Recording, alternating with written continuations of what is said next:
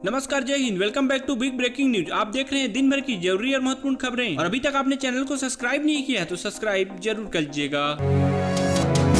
प्रधानमंत्री नरेंद्र मोदी ने गुरुवार को राजस्थान में लगभग 5,000 करोड़ रुपए की कई विकास परियोजनाओं का लोकार्पण व शिलान्यास किया। पीएम मोदी ने जनसभा को संबोधित करते हुए कांग्रेस पर जमकर निशाना साधा और कहा वह भारतीय जनता पार्टी का विरोध करते हुए भारत का ही विरोध करने लगते हैं। पीएम मोदी ने आगे कहा, आज पूरी दुनिया में भारत का डंका बज रहा है, लेकिन कांग्रेस को इससे दिक्कत हो रही है। इसके साथ पीएम मोदी ने इस दौरान पेपर लीक, महिलाओं पर अत्याचार व लाल डायरी जैसे मुद्दों को लेकर राज्य की कांग्रेस सरकार पर निशाना साधा। वहीं PM Modi the vaccine war film के निर्माताओं को बधाई देते हुए कहा, यह फिल्म आने वाली पीढ़ियों के लिए काम आएगी। प्रधानमंत्री नरेंद्र मोदी गुरुवार को यानी 25 अक्टूबर को गोंडवाना साम्राज्य की रानी दुर्गावती की 500वीं जयंती पर जबलपुर पहुंचे। इस दौरान पीएम मोदी ने जबलपुर में बनने वाले रानी दुर्गावती की भव्य स्मारक का शिलान्यास किए। इसी के साथ डाक टिकट व उनकी स्मृति में चांदी के सिक्के भी जारी किए और 12,600 करोड़ से अधिक विकास परियोजनाओं की सौगात दी। वहीं पीएम मोदी ने कहा कि दुनिया के किसी भी देश में अगर रानी दुर्गावती जैसी वीरांगना होती तो वो देश पूरा दुनिया में उछल कूद करता और हमारे देश में भी कुछ ऐसा ही होना चाहिए था, लेकिन हमारे महापुरुषों को भुला दिया गया।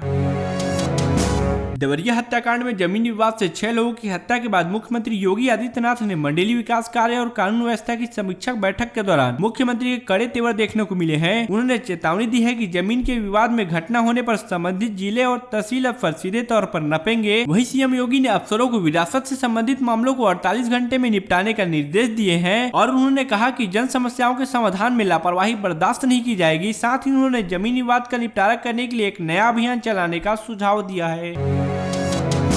प्रधानमंत्री नरेंद्र मोदी ने 24 सितंबर को अपने मन की बात कार्यक्रम के दौरान गांधी जयंती पर लोगों को खादी खरीदने की अपील की थी और उनके खादी खरीदने के अपील का असर ऐसा रहा कि खादी भवन में एक दिन में 1.5 करोड़ रुपए की रिकॉर्ड बिक्री हो गई, जो कि यह बिक्री आम दिनों से कहीं ज्यादा रही। इस पर पीएम मोदी ने रिकॉर्ड तोड़ बिक्री पर खुशी जताई है और उन्होंने कहा, हाथ से बुने हुए कपड़े की खरीदी पूरे देश में यह दर्शाता है कि यह कैसी जनभावना की प्रतीक बन रही है। इसके साथ ही पीएम मोदी ने कहा कि इससे आत्मनिर्भर भारत की विजन को नया बल मिलेगा।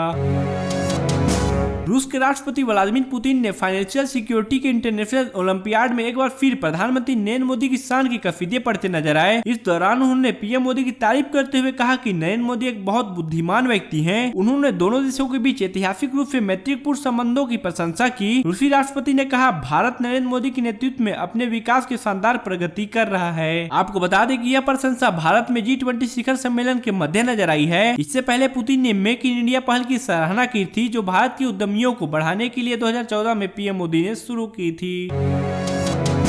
बॉलीवुड के महानायक अमिताभ बच्चन हाल ही में एक बड़ी मुश्किल में फंसते नजर आ रहे हैं। मीडिया रिपोर्ट्स के मुताबिक उन पर 10 लाख रुपए का जुर्माना लगा है। दरअसल हाल ही में ई कॉमर्स साइट पर आने वाले बहुत बड़े सेल का ऐड कर रहे थे और इस दौरान उन्होंने कुछ ऐसा बोल दिया जिससे दुकानदार नाराज हो गए, जिसके बाद उन पर ट्रेडर्स संघ के CIT ने उपभोक्ता मंत्रालय में शिकायत दर्ज करा दी है। वहीं इस मामले पर एक्टर अमिताभ बच्चन की ओर से कोई रिएक्शन देखने को नहीं मिला है।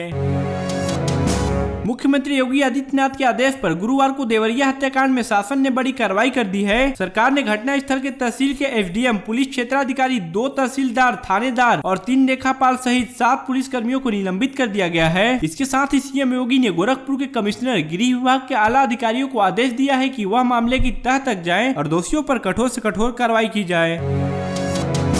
शाहजहांपुर में नई बनी सड़क को 7 किलोमीटर तक खोदकर बर्बाद करने का मामला सीएम योगी ने संज्ञान में लिया है और सीएम योगी ने सख्त कार्रवाई करने के निर्देश देते हुए सड़क खोदने वाले से ही वसूली के निर्देश दिए हैं। फिलहाल सड़क बनाने वाले कंपनी की तरफ से मुकदमा दर्ज करा दिया गया है। वहीं कंपनी का आरोप है कि कटरा के बीजेपी विधायक विक्रम सिंह प्रिंस के आदमी को गुंडा टैक्स नहीं दिए जाने पर इस घटना को अंजाम दिया गया है।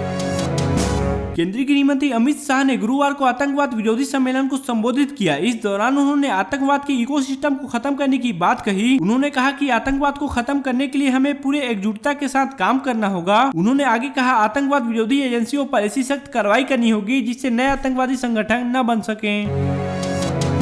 कथित शराब नीति मामले में गिरफ्तार हुए आम आदमी पार्टी के नेता संजय सिंह को गुरुवार को कोर्ट में पेश किया गया, जहां ईडी और संजय सिंह के वकील ने अपनी दलीलें रखी और वहीं राउजमनी कोर्ट ने आम आदमी पार्टी के सांसद संजय सिंह को 10 अक्टूबर तक ईडी की हिरासत में भेज दिया गया। वहीं कोर्ट के बाहर निकलते ही संजय सिंह ने कहा, झूठा आरोप है, बेबुनियाद आरोप है, हम नहीं डरने वाले। इस पर दिल्ली के सीएम अरविंद केजरीवाल ने भी प्रतिक्रिया देते हुए कहा, ये लोग सारे झूठा केस लगा रहे हैं, इतने केस लगा लिए, इतनी जाँच करा ली, लेकिन कुछ नहीं निकल रहा है। उन्होंने आगे कहा, इस जाँच के खेल में सबका समय खराब होता है। ऐसे ही डेली अपडेट्स के लिए और खुद को खबरों के साथ जोड़े रखने के लिए सब्सक्राइब करें हमारा चैनल।